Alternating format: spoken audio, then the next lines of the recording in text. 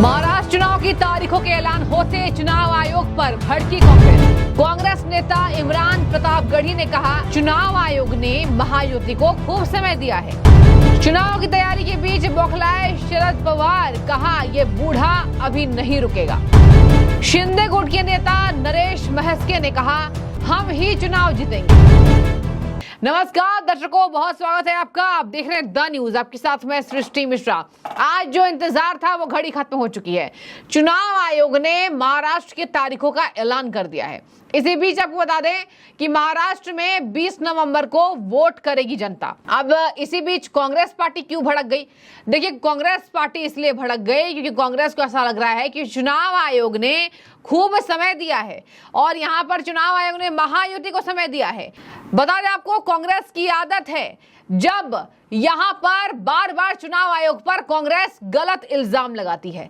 चुनाव आयोग को भी कांग्रेस नहीं छोड़ रही है, हर चुनाव में बेइज्जती हो रही है। उसके बावजूद भी कांग्रेस जो है वो चुनाव आयोग पर ठीकरा फोड़ने पर नहीं पीछे हटती है। अब आपने देखा हरियाणा विधानसभा चुनाव के नतीजे, बौखलाई पड़ी है कांग्रेस, अब फिर से बौखला गई। इमरान प्रतापगढ़ी ने यह तंज कसा है। इसी बीच आपको बता दें, शरद पवार भी बौखलाए नजर आ रहे हैं। शरद पवार ने कहा कि कुछ युवा जो हैं हमारी पोस्टर लेकर ये लिख रहे थे कि यहाँ पर 84 साल के हो चुके हैं, 84 साल के शरद पवार हो चुके हैं, तो उन्हें अब राजनीति छोड़ देनी चाहिए। उस पर शरद पवार ने तंज कसा और कहा, ये बूढ़ा अभी नहीं रुकेगा और ये बूढ़ा तब तक काम करेगा जब तक मेरे शरीर में क्षमता है। अब देखिए, शरद पवार की ये बातें देखिए ठीक भी है, राजनीति से संन्यास अभी नहीं लेना चाहते, लेकिन उन्हें बौखलाहट इस बात की हो गई कि शरद पवार को लोगों ने बूढ़ा कर दिया और उसको दरकिनार कर रहे हैं। ऐसी ही टेंशन बढ़ी पड़ी है। महाविकास अघाड़ी के बीच सिर्फ फटव्वल हो रही है सीएम फेस को लेकर। इसके बाद कांग्रेस के नतीजे खराब आए। कांग्रेस पार्टी अपने आप पर ठीकरा नहीं फुड़वा रही है, लगातार कह रही है कि हम बड़े भाई ही रहेंगे। शरद पवार तो ऑलरेडी टेंशन में और इसी बीच उन्हें बूढ़ा कह दिया गया, तो ये सब बौखलाहट है। लेकिन आपको बता दें, चुनाव आयोग पर ठीकरा फोड़ना बिल्कुल नाजायज है और यही वजह है कि बार बार कांग्रेस पार्टी को कोस रही है जनता। अब महाराष्ट्र में एक ही फेज पे जनता वोट डालेगी, जहां झारखंड में 2 फेजेस पे चुनाव है, लेकिन महाराष्ट्र में चुनाव आयोग ने एक ही फेज रखा है वोटिंग के लिए। तो 20 नवंबर बिल्कुल अब ये नजदीकी है। पूरे तन मन से और पूरे जोश से, हवास से यहाँ पर महाराष्ट्र में महाविकास अघाड़ी वर्सेस महायुति, यहाँ पर पूरे गठबंधन के बीच में जोरदार टक्कर होने वाली है। लोकसभा चुनाव में महाविकास अघाड़ी ने अच्छा किया था। लोकसभा में कई सीटों पर यहाँ पर बहुत नुकसान हुआ, अजित पवार को हुआ, बीजेपी को हुआ, एकनाथ शिंदे को हुआ। लेकिन इसी बीच आपको चुनाव आयोग के ऊपर किस तरह से बौखलाई कांग्रेस वो सुनाते हैं। और सबसे पहले आपको सुनाएंगे कांग्रेस के नेता इमरान प्रतापगढ़ी चुनाव आयोग पर क्यों बौखला गए, सुनिए जरा। हाँ, पूरा समय दिया गया सरकार को अपने कामकाज निपटाने के लिए, घोषणाएं करने के लिए, चुनावी घोषणाएं करने के लिए पूरा समय दिया गया वो महाराष्ट्र में। और अंततोगत्वा जब बिल्कुल अंतिम मुहाने पर आकर के चुनाव का ऐलान किया गया, महाविकास अघाड़ी पूरी तरह से तैयार है और भाजपा जानती है कि महाराष्ट्र में उसके हिस्से कुछ नहीं आने वाला है। महाविकास अघाड़ी वहां प्रचंड बहुमत के साथ सरकार बनाएगी। लोकसभा का नतीजा भी बिल्कुल ऐसा था कि सरकार लगातार भाग रही थी इलेक्शन से वहां, तो फाइनली करवाना पड़ रहा है। लोकतंत्र की यही ताकत है कि तमाम कोशिशों के बाद भी इलेक्शन की एक निश्चित तिथि है कि उसके पहले तो आपको करवाना ही है, तो वो करवाना पड़ रहा है। हम स्वागत करते हैं और हम पूरी तरह से चुनाव के लिए तैयार हैं। देखिए, दिल के बहलाने को गालिब ये ख्याल अच्छा है। शिंदे साहब अभी चुनाव घोषित होने से पहले तक जो बोल रहे थे वो बोल रहे थे, लेकिन क्या कमान उनके हाथ में है? क्या वो फ्रंट सीट पर हैं? क्या वो तो एक चेहरा थे, एक मोहरा थे। सरकार तो कोई और चला रहा था। दिल्ली और महाराष्ट्र के बीच में कौन सरकार को नियंत्रित कर रहा था, ये पूरा देश जानता है। तो शिंदे साहब ने अपना गोल्डन पीरियड काट लिया है और अब महाविकास अघाड़ी की सरकार बनेगी और प्रचंड बहुमत के साथ बनेगी। और ये हम नहीं कह रहे हैं, महाराष्ट्र की जनता कह रही है। महाराष्ट्र की जनता को पता है कि किस तरह से लोकतंत्र को लूट करके वहां सरकार बनाई गई थी महायुति की। अब महाराष्ट्र की जनता उसका बदला लेना चाहती है। उसका आंशिक बदला उसने लोकसभा चुनाव में लिया भी है। देखिए, विपक्ष ने ईवीएम पर जो सवाल उठाए वो बहुत तथ्यात्मक है, कोई कोरी बयानबाजी नहीं है कि आपने एक शेर सुना दिया और तारीखों का ऐलान कर दिया और सारी चीजों से फुल प्रूफ बता दिया।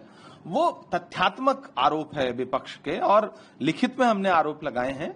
जनता विश्वास इसलिए जता रही, जनता बदलाव चाहती थी, इसलिए जनता ने विश्वास जताया, पार्टिसिपेशन किया, बढ़ चढ़ के मतदान प्रतिशत रहा। जनता बदलाव चाहती थी, लेकिन परिणाम उसकी आशाओं के अनुरूप नहीं आए।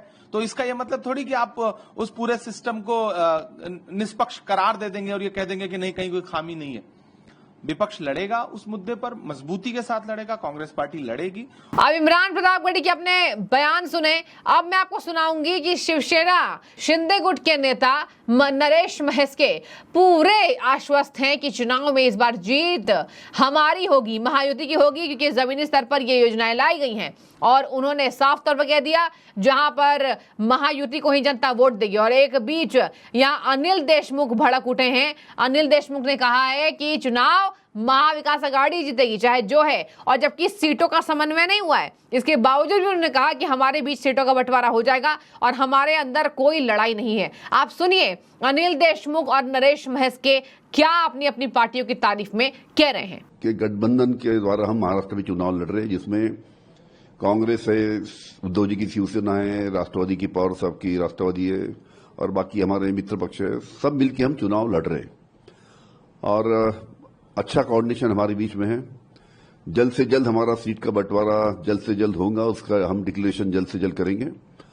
और जिस प्रकार से हमारा कोऑर्डिनेशन है तीनों पार्टी का, अच्छा कोऑर्डिनेशन होने के नाते 100% ये चुनाव महाविकास आघाड़ी जीतेगी, सरकार महाराष्ट्र में महाविकास आघाड़ी की बनेगी। महाराष्ट्र के विधानसभा के जो चुनाव 30 नवंबर को अभी जाहिर हुआ है, हम उसका स्वागत करते हैं। और फिर एक बार महायुति की सरकार महाराष्ट्र में आने वाली है, और पूरे जी जान से हम लोग सभी शिवसेना, भाजपा और राष्ट्रवादी अजित दादा मिलकर इलेक्शन की तैयारी करेंगे और बहुमत से महाराष्ट्र में वापस सत्ता लाएंगे। आनंदपूर्ण वातावरण में हमारा सीट शेयरिंग हो चुका है। कुछ ही दिनों में हमारे मुख्यमंत्री एकनाथ शिंदे साहब, देवेंद्र फडणवीस साहब और अजित दादा प्रेस कॉन्फ्रेंस लेंगे और सीट शेयरिंग जाहिर करेंगे। ये देखो, महायुति करके हम लोग चुनाव लड़ रहे हैं, और मेरा नेता एकनाथ शिंदे साहब है, तो मुझे लगेगा ही ना कि मेरा नेता सेम होना चाहिए, और हर एक पार्टी को लगता है कि मेरा नेता सेम होना चाहिए, और ऐसा लगेगा तो ही एक दिल से हम लोग चुनाव लड़ेंगे। मुझे तो लगता है कि हमारे नेता एकनाथ शिंदे साहब वो सेम होना चाहिए। ऐसा ही सोच हर एक का होएगा तो ही युति हर एक साथ लड़ेंगी। और हाँ, फिलहाल हमारा एक ही मकसद है कि महायुति की सरकार आना चाहिए, सबसे ज्यादा सीट आना चाहिए, इसीलिए सब मिल के हम लोग ये चुनाव लड़ने वाले हैं। तो देखिए, महाराष्ट्र चुनाव बहुत ज्यादा इंटरेस्टिंग है। झारखंड भी है, लेकिन महाराष्ट्र ज्यादा है। महाराष्ट्र ज्यादा इसलिए है क्योंकि यहाँ पर बता दें आपको, साख दाव पर लगाने की बात यहाँ उद्धव ठाकरे कह रहे हैं। उद्धव ठाकरे कांग्रेस पार्टी, कांग्रेस के लिए भी बहुत बड़ी अग्नि परीक्षा है, क्योंकि अभी हरियाणा हाथ धो बैठे हैं। जो हरियाणा यहाँ लगातार उन्होंने माहौल बनाया हरियाणा की जनता के बीच, तो हम ही आ रहे हैं। हरियाणा की जनता ने भी उठा के फेंक दिया। हरियाणा की जनता ने कहा कि झूठी पार्टियों को जनता स्वीकार नहीं करेगी। और देखिए, क्या किसान, क्या पहलवान, यहाँ हर परिवार ने हरियाणा में बीजेपी को वोट दिया। जो लोगों ने कांग्रेस को दिया, लेकिन कांग्रेस पार्टी कमाल नहीं कर पाई। कांग्रेस की अंतर कला, कांग्रेस का सिर फुटौल, कांग्रेस का दलितों का नाराज करना, कांग्रेस का यहाँ पर नीचे तबके के लोगों को अपमान करना, कांग्रेस का हुड्डा राज, ये सब फेल हो गया। और महाराष्ट्र में भी फेल होगा, क्योंकि महाविकास आघाड़ी की ऐसी योजनाएं थी जब सत्ता में थी जो लोगों को रास नहीं आई थी। और बता दें आपको, उद्धव ठाकरे का पाला बदलना, इसके साथ उद्धव ठाकरे का वो हिंदुत्व की छवि छोड़ना, बाला साहब ठाकरे के बिल्कुल आचरण को ही दरकिनार कर दिए हैं, ये तमाम बातें हैं। और एक तरफ महाविकास आघाड़ी के ठीक विपरीत महायुति एक से एक योजनाएं लेकर आ रही है, और देखिए लगातार तैयारी तेज कर रही है। कोई ओवर कॉन्फिडेंस में महायुति नहीं है। जानती है, महाराष्ट्र में हमें झटका लगा था, तो वो सब सीटों को साधने की पूरी कोशिश कर रही है। और इसी बीच अमित शाह जैसे दिग्गज नेता, नितिन गडकरी जैसे लोकप्रिय नेता, इन दोनों नेताओं के ऊपर ये कंधे पर जिम्मेदारी महाराष्ट्र की। आप देखिए ना, महाराष्ट्र में लगातार अमित शाह जा रहे हैं, नितिन गडकरी वहां पर नागपुर में तो लोकप्रिय हैं ही, आसपास के क्षेत्रों में भी दबदबा रखते हैं नितिन गडकरी, और भारत में बहुत अच्छी छवि एक है उनके नेता के तौर पर। तो यही वजह है कि देखिए, महाराष्ट्र में महायुति कोई इफ एंड बट, कोई भी यहां मौका नहीं देना चाहती है महाराष्ट्र विधानसभा चुनाव को फतह करने के लिए, और यही वजह है कि बार बार नेता बौखलाहट में ऐसे बयान दे रहे हैं। तो अब जमीनी स्तर पर लाड़की बहन, जमीनी स्तर पर यहां पर जिस तरीके से ओबीसी समाज में कैटेगरी को जोड़ा गया, ये तमाम बड़े बड़े मास्टर स्ट्रोक महायुति के हैं जो कि महाविकास अघाड़ी को पछाड़ने के लिए काफी हैं। लेकिन अब देखते हैं जनता किसको वोट देने वाली है। लेकिन अगर आप महाराष्ट्र देख रहे हो, बताइए कैसा माहौल है चुनाव का, और इस बीच किसका पलड़ा ज्यादा भारी, जरूर कमेंट कीजिएगा, भूलिएगा नहीं। बहुत शुक्रिया।